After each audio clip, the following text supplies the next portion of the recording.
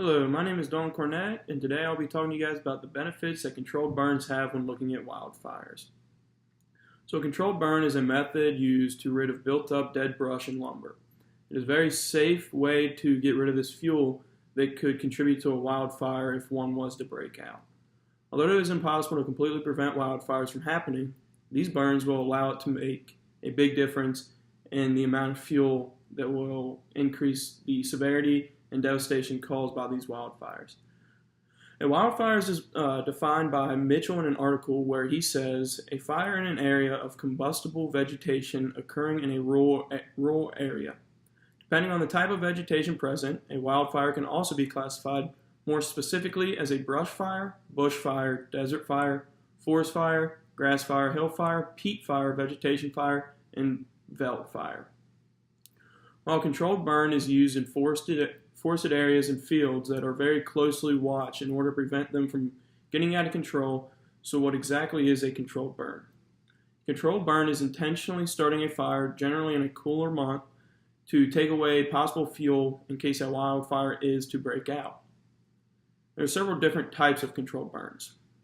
One is the back burning method, which is using a man-made or naturally occurring fire break like a road or a river, which will stop the fire from further spreading after the area you want burned.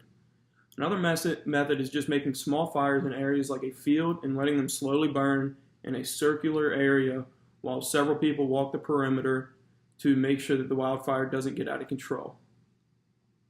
In addition to these controlled burns, reducing the severity of wildfires, they also benefit the environment. Farmers will perform these burns on their crop fields because they will help return nutrients into the soils, so it will help their crops for the upcoming years to grow better. These controlled burns are generally performed more often around the time that a drought is occurring, or when one is predicted. These droughts are becoming more frequent with the current climate change. The reason the burns are performed more when there is a drought is because there is more vegetation and wood dying from getting lack of precipitation, which is resulting in an increase in the fire fuel that builds up. As stated in an article written by the WMO, they said, frequency and extent of wildfires in southern Europe increased significantly after the 1970s as a result of fuel accumulation. Climate change and extreme weather events are what are adding to the amount of droughts occurring.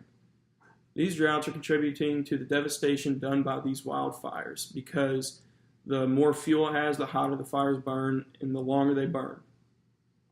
Luckily, there is a way to help predict when these droughts might happen, and this is brought up in an article by Jave Chaparro where he talks about the likelihood of a wildfire and how you can predict when they might happen, when he says, in this study, drought conditions involving risk of fires are detected applying SMOS-derived soil moisture data and land surface temperature models. So this method pretty much just looks at the amount of moisture and other levels within the soil to give a good idea of when to do a controlled burn, because when there's real low moisture levels in the soil, it means that it's a very likely time for these burns to, or these wildfires to be able to take off without being stopped naturally. The controlled burns may help to reduce the damage done from these wildfires and return nutrients into the soil, but come with a cost. The main downside of these burns are the time that it takes and the cost of money that is required. If an individual wishes to do this burn on their own, it could take a full day, a full weekend, or possibly a full week, depending on how big of an area that they want to burn. And if they don't have the time or the means to do it themselves, they might hire somebody, and depending on the amount of acres they want burned, could cost them a good significant amount of money.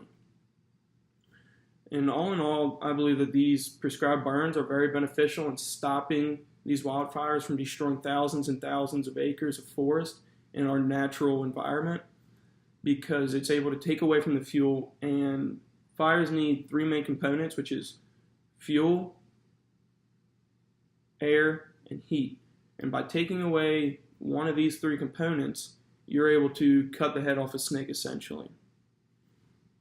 And I just want to say thank you all for watching, and I hope I was able to give you guys a better understanding of what a controlled burn is and how they work.